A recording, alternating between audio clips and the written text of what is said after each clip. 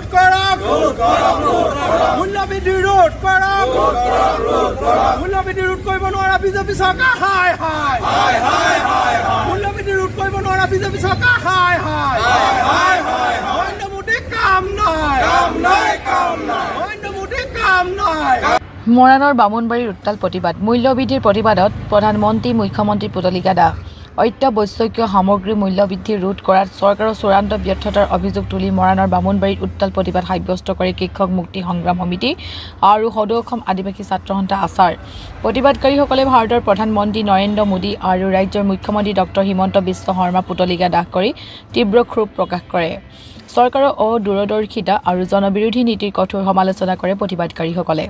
প্ৰধানমন্ত্ৰীয়ে যুদ্ধৰ অচিলালৈ অত্যাৱশ্যকীয় সামগ্ৰীৰ মূল্যবৃদ্ধিৰ যি যুক্তি দৰ্শাইছে তাকো তীব্ৰ ভাষাৰে গৰিহণা দিয়ে নেতাসকলে।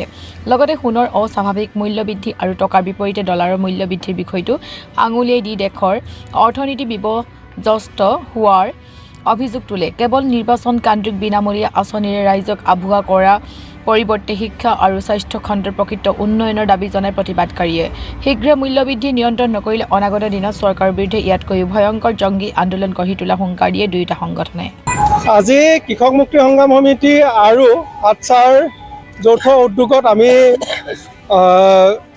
প্ৰধানমন্ত্ৰী আৰু মুখ্যমন্ত্ৰী আমি প্ৰতিকৃতি দাখ কৰিছোঁ। ইয়াৰ মূল কাৰণটোৱে হৈছে যে যি ধৰণে অভাৱনীয় হাৰত আচলতে অকমন্য বিজেপি চৰকাৰখনৰ অদূৰদৰ্শিতাৰ কাৰণে যি ধৰণে অভাৱনীয় হাৰত মূল্যবৃদ্ধি হৈছে অতি আৱশ্যক সামগ্ৰীৰ, ইয়াৰ প্ৰতিবাদত আমি আজি এই কাৰ্যসূচী গ্ৰহণ কৰিছিলোঁ। আজি আমাৰ অসমত চৰকাৰ হোৱা আজি দুদিন সময় হৈ গৈছে। অসমৰ ৰাইজে মিত্ৰ দলক 102খন আসন দিলে আৰু অসমৰ ৰাইজক তাৰ প্ৰতিফল স্বৰূপে 102 টকাৰ ওপৰত কিন্তু পেট্ৰল ডিজেলৰ দাম কৰিলে। আমি ইয়াক ধিক্কাৰ জনাইছোঁ এই চৰকাৰখনক। আৰু যিজন প্ৰধানমন্ত্ৰীয়ে নিজকে বিশ্বগুৰু বুলি দম্ভালি মাৰি ফুৰে, সেই বিশ্বগুৰু বুলি কোৱা মানে প্ৰধানমন্ত্ৰীজনে এতিয়া কৈ আছে যে যুদ্ধৰ কাৰণে বোলে সামগ্ৰীৰ অতি আৱশ্যকীয় সামগ্ৰীৰ মূল্য বৃদ্ধি হৈছে, কিছুমান বস্তু নিকিনিবলৈ কৈছে। কিন্তু আমাৰ কথা হ'ল যে যুদ্ধ ক'ত হৈছে আমি এতিয়ালৈকে দেখি পোৱা নাই। আচলতে যুদ্ধ আহিলে এটা অচিলালৈ মুখ্যমন্ত্ৰীয়ে যে প্ৰধানমন্ত্ৰীয়ে যে আমাৰ অসমৰ মানুহক বা ভাৰতবৰ্ষৰ মানুহক মানে মূল্যবৃদ্ধিয়ে টেটু চেপা দিব বিচাৰিছে, সেইটো আচলতে তেখেতলোকৰ এটা লক্ষ্য আৰু ইয়াৰ ভিতৰুৱা কিবা এখন নাটক আছে। কাৰণ যে আমি সকলোৱে জানো যে প্ৰধানমন্ত্ৰী ডাঙৰীয়াৰ যি নাটক, সেই নাটকত অসমৰ মানুহ বা ভাৰতবৰ্ষৰ মানুহ যি অৱস্থা হৈছে। এতিয়া আমি দেখিছোঁ চাউল, চেনি, দাইল, পেট্ৰল, ডিজেল, টুল টেক্স যিমানসমূহ গাখীৰ আদি কৰি যিমানবিলাক অতি আৱশ্যকীয় সামগ্ৰী আছে এতিয়া মানে দামে গৈ আকাশ চুইছে। যিজন প্ৰধানমন্ত্ৰীয়ে কৈছিলে যে হাৱাই চেণ্ডেল পিন্ধা মানুহে হাৱাই জাহাজত উঠিব, সেই আশা দিয়া প্ৰধানমন্ত্ৰীয়ে আজি কিন্তু ভাৰতবৰ্ষৰ জনসাধাৰণৰ অসমৰ জনসাধাৰণৰ হাৱাই চেণ্ডেল কিনিবলৈ নোৱাৰা হ'ল, দম নোহোৱা হ'ল হাৱাই চেণ্ডেল কিনিবলৈ। কিন্তু সেইজন প্ৰধানমন্ত্ৰীয়ে কথাবিলাক পাহৰি গৈছে যে এইখন অসমৰ বা এই ভাৰতবৰ্ষই তেখেতক যেনেধৰণে মৰম দিছিলে তাৰ বিনিময়ত কিন্তু প্ৰধানমন্ত্ৰীয়ে আমাক কেৱল মূল্য বৃদ্ধি দিছে। এতিয়া শেহতীয়াকৈ প্ৰধানমন্ত্ৰীয়ে কৈ আছে বোলে আপোনালোকে মিঠাতেল কম খাব, এতিয়া দেশৰ অৰ্থনীতি। আৰে কি প্ৰধানমন্ত্ৰী আমি পালোঁ ভাই?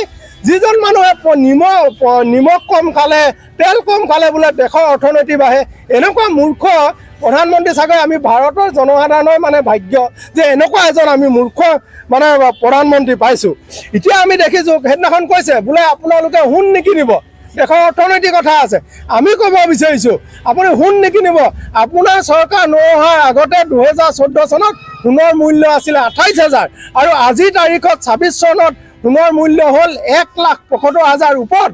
গতিকে মানুহে সোণ নিকিনিব নহয়, মানুহে সোণ কিনাৰ কথা ভাবিবলৈ এৰি দিলে।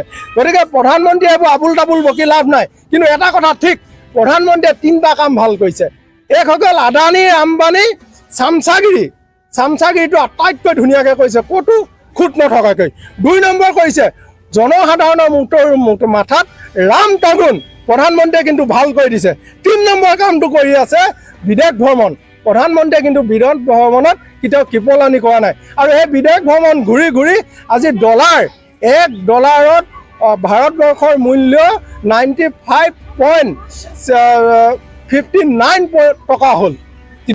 সদৌ অসম আদিবাসী ছাত্ৰ সন্থা আছাৰ আৰু কৃষক মুক্তি সংগ্ৰাম সমিতি যৌথ উদ্যোগত আমি আজি ভাৰতৰ প্ৰধানমন্ত্ৰী নৰেন্দ্ৰ মোদীৰ প্ৰতি দাহ কাৰ্যসূচী ৰূপায়ণ কৰিলোঁ। যিহেতু আমি দেখিবলৈ পাইছোঁ যে দিন প্ৰতিদিনে মূল্য বৃদ্ধি বহুত বেছিকৈ হৈ আছে আৰু এই মূল্য বৃদ্ধি ৰোধ কৰাৰ প্ৰতিফলত আমি এই কাৰ্যসূচী লৈছোঁ আৰু এই কাৰ্যসূচীৰ জৰিয়তে আমি ভাৰতৰ প্ৰধানমন্ত্ৰীক আমি সকীয়াই দিব বিচাৰিছোঁ।